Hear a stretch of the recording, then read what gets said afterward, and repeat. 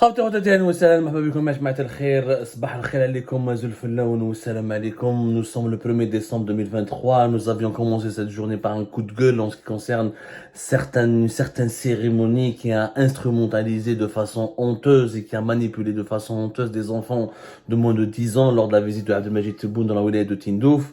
Justement, Tindouf, on va parler de cette région de l'Algérie, l'une des plus grandes wilayas du pays, l'une des régions les plus méconnues et l'une des régions les plus sous-exploitées, les plus mal gérées et qui dispose d'énormes potentialités sur tous les plans énergétiques, économiques et agricoles. Rien qu'avec la région de Tindouf, l'Algérie aurait pu être l'un des pays, l'un des tigres économiques. Nous avons un territoire plus vaste que n'importe quel autre pays africain. Nous sommes le plus grand pays dans le monde arabe et le plus grand pays géographiquement sur le continent africain.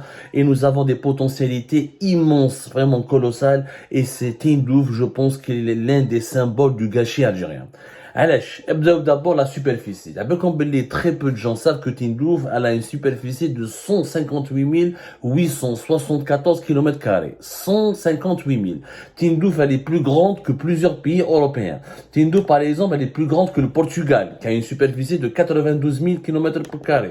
Tindouf elle est plus grande que la Belgique qui a une superficie d'une trentaine de mètres, d'une 30 000 et quelques kilomètres carrés. Tindouf, elle est plus grande que la Suisse, qui a une superficie de 41 000 kilomètres carrés. Tindouf, elle est plus grande aussi que l'Autriche, qui a une superficie de 83 000 kilomètres carrés. Tindouf, elle est plus grande que beaucoup, pour ne pas dire la majorité des pays européens. C'est une grande wilaya. Et nous avons un vaste territoire. Sauf que ce vaste territoire, il est sous-peuplé. Il est totalement sous-peuplé. Tindouf, elle est située à 2200 km de Tamanrasset, 1800 km de la capitale Alger, 1100 km d'Adrar, 850 km au sud de Béchar, 50 km à la frontière avec le Maroc, et 75 km de la frontière de la Mauritanie. D'ailleurs, c'est l'une des rares wilayas où, pratiquement en Algérie, elle est frontalière de deux pays, le Maroc et la Mauritanie. Donc, elle a une position géographique importante. Maroc, Mauritanie, et on se rapproche beaucoup de l'Afrique de l'Ouest et du Sahel. Alors, la population de Tindouf et Jma'a, imaginez, elle est uniquement de 110 000 habitants. 110 000 habitants.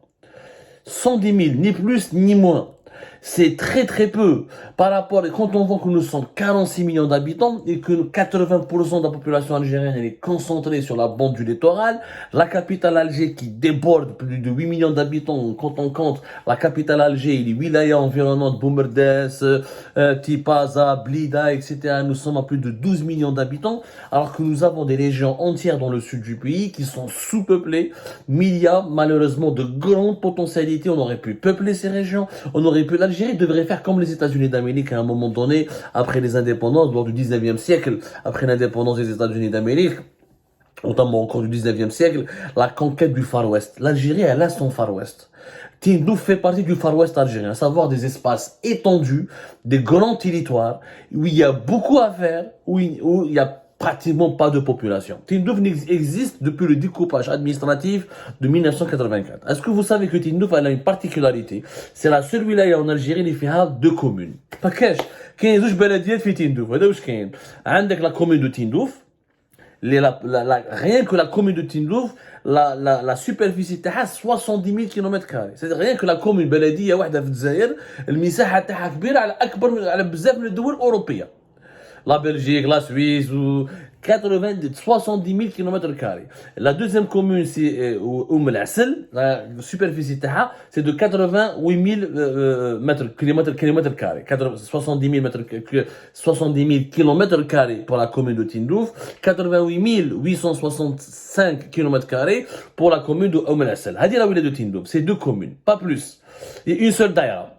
C'est une particularité, c'est la seule pratiquement wilaya en Algérie qui a cette particularité. C'est 110 000 habitants. Pas plus. 110 000 habitants. 103 000 habitants habitent Tindouf, la ville de Tindouf. Ou la deuxième commune, El Assel, on a 130 000 habitants qui habitent au Ménacel. Il y a beaucoup, dans ces statistiques démographiques, on compte pas beaucoup les militaires, mais il y a énormément de militaires qui sont stationnés à Tindouf. On n'a pas le nombre exact, ça reste des chiffres hyper secrets et ultra confidentiels, mais on peut estimer au minimum plus de 80 000 soldats algériens qui sont stationnés à Tindouf, parce qu'il y a la frontière marocaine, il y a le problème du Sahara occidental. Certaines sources parlent même de 100 000 militaires qui vivraient dans la région de Tindouf, et notamment près de la frontière avec le Sahara occidental et la frontière marocaine et la frontière de la Mauritanie. C'est l'une des régions sur le plan sécuritaire et sur le plan militaire en raison du conflit algéro-marocain qui date depuis depuis l'indépendance de l'Algérie, qui a pris une dimension plus alarmante depuis les années 70 avec 75-76 avec le début de la lutte armée du Front Polisario pour l'indépendance du Sahara occidental. Et l'Algérie, l'un des rares pays à travers le monde qui continue de militer en faveur d'une indépendance de ce territoire qui est occupé à 80% par le Maroc, revendiqué par le Maroc, et que le Maroc considère comme une partie intégrante de son territoire. Donc c'est l'une des régions, l'un des foyers d'insécurité, c'est l'une des régions les plus sensibles sur le plan militaire et sécuritaire pour l'Algérie. Donc c'est pour ça qu'on estime qu'il y a entre 80 000 à 100 000 soldats algériens, militaires algériens qui sont déployés dans cette région. Donc, ils ne sont pas comptabilisés dans les statistiques officielles. Mais ça reste, même qu'une Hezbollah, les civils et les militaires, ça ne dépasse pas 200 000 et quelques. Donc c'est pour une région plus vaste que plusieurs pays, plus vaste que l'Autriche, que la Belgique, que le Portugal, ou là que la Hollande, que d'autres pays, que plusieurs pays européens, ça reste tout simplement un territoire sous-peuplé. C'est un territoire vraiment sous-peuplé. Le drame, c'est que dans ce territoire qui est sous-peuplé, nous avons des potentialités énormes. Alors, nous avons d'abord des ressources hydrauliques importantes comment on appelle ça, fait Tindouf. Il y a énormément de ressources hydrauliques, il y a des nappes phréatiques, il y a de l'eau, il y a des nappes phréatiques importantes dans les sous-sols de Tindouf. Mais il n'y a pas plus que ça. D'ailleurs, cette eau, on aurait pu l'utiliser pour développer de l'agriculture saharienne. À Tindouf, par exemple, il y a 6 millions d'hectares de surface agricole totale. La surface agricole qu'on peut exploiter à Tindouf, elle est de 6 millions d'hectares. On peut utiliser 6 millions d'hectares à Tindouf. Dans un pays où la production agricole est en chute libre, où la sécurité alimentaire n'est pas garantie, où nous sommes dépendants des importations de l'extérieur, de l'étranger pour se nourrir, 6 millions d'hectares, on a quand même quoi faire. On peut pas faire toutes les cultures à Tindouf, mais il y a des possibilités, il y a des recherches scientifiques, il y a des agronomes, il y a des scientifiques qui on peut faire de la recherche scientifique pour adapter certains types de cultures à la région, et on peut faire de l'arboriculture ou de l'agriculture maraîchère. En tout cas, il est possible de faire de l'agriculture. Beaucoup de pays l'ont fait. L'Australie, même dans d'autres régions du pays, Ouest Souf, c'est une wilaya du désert, on développe une très bonne agriculture. Israël fait de l'agriculture dans le Sahara, désert de Negev. Il y a plusieurs pays, aux États-Unis, il y a pas mal de pays à travers le monde qui ont essayé. Il y a une agriculture saharienne. Ça existe et ça se développe, et c'est un sujet sur lequel on parle très très peu en Algérie.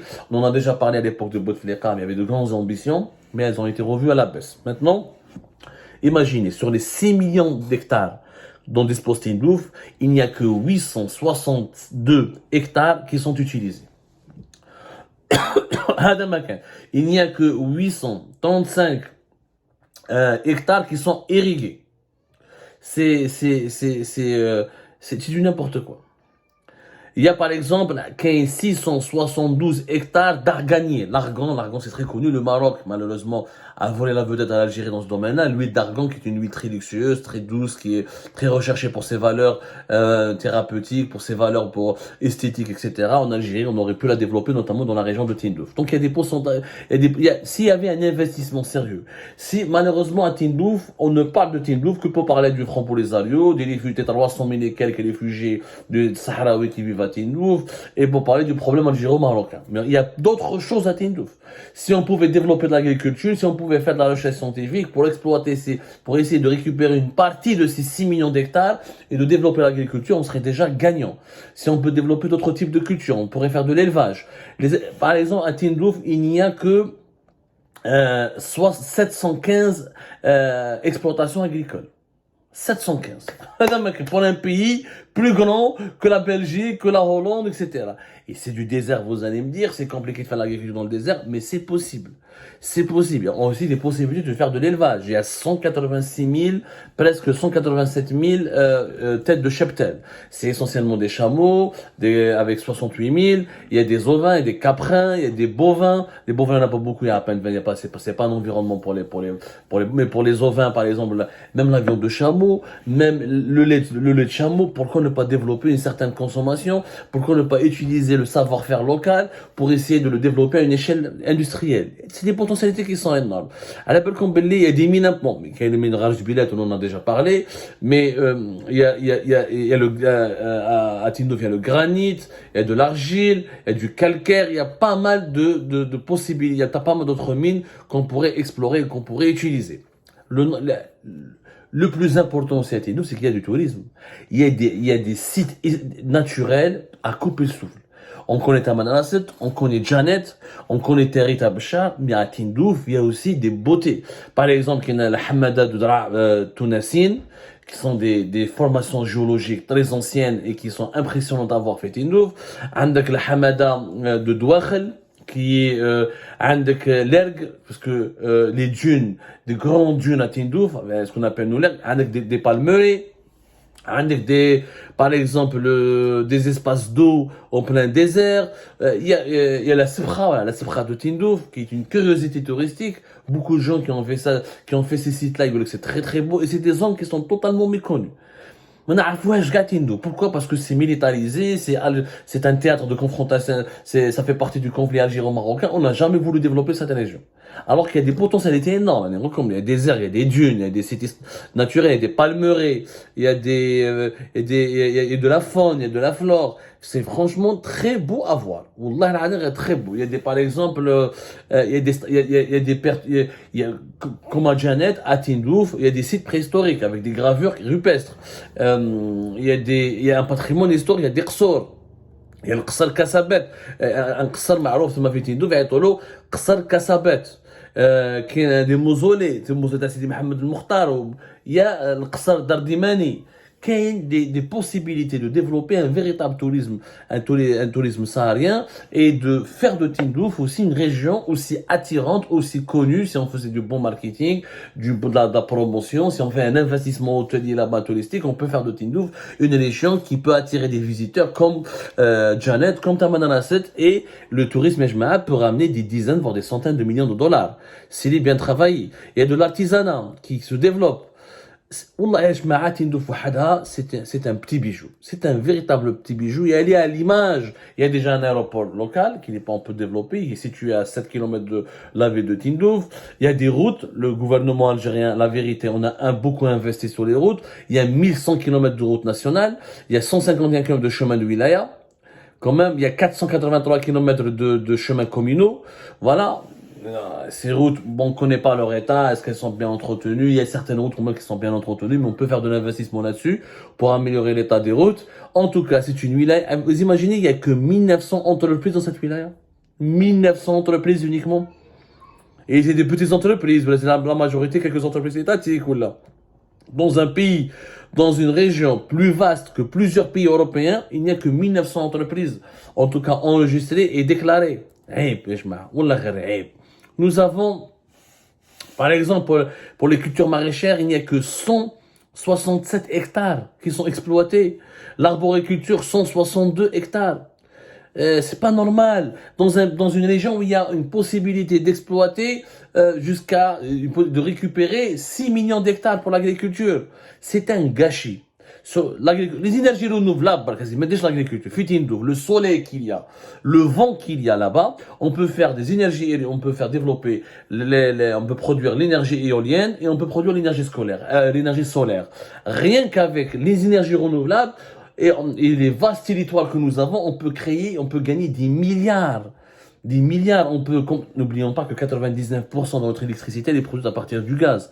Si on peut économiser ce gaz, au lieu de gaspiller dans notre consommation locale pour l'exporter à l'étranger, et il va nous ramener encore plus de devises. Si on peut, par exemple, produire au moins 10% de notre électricité à partir des énergies renouvelables, comme le solaire ou l'éolien, avec toutes les potentialités que nous avons dans les légendes qui m'avaient Tindouf Wahada, elle peut fournir juste de 5 à 10% des énergies renouvelables, de toute la production d'électricité dont nous avons besoin en Algérie avec les énergies renouvelables. Avec l'ensoleillement dans la région, le solaire, avec la capacité de développer l'éolien fait Tindouf, on peut produire 10% de notre électricité à partir des énergies renouvelables. On réduit la consommation du gaz et ça fera plus de gaz à exporter à l'étranger et donc plus de milliards à gagner au niveau de nos exportations. C'est important, Yannis. C'est vraiment important quand on a des territoires aussi beaux pour le tourisme, aussi beaux aussi prêts pour l'agriculture, aussi disposés pour les énergies renouvelables, avec des mines, et situés à côté de deux pays, la Mauritanie et le Maroc. Donc il y a une possibilité même le Maroc c'est compliqué, les relations sont compliquées, mais un jour ou l'autre ça va s'apaiser, donc il y a des possibilités de commerce frontalier. On peut faire des zones commerciales franches. Avec la Mauritanie ça se passe mieux, et la Mauritanie c'est la porte de l'Afrique de l'Ouest, l'un des marchés les plus prospères et les plus importants avec des taux de croissance à 2 chiffres sur le continent africain. Donc il y a des possibilités d'exporter aussi depuis Tindouf. C'est une région stratégique, agricole, énergétique, des mines, sur le plan humain, sur le plan touristique, mais elle incarne, encore une fois, elle illustre le gâchis algérien.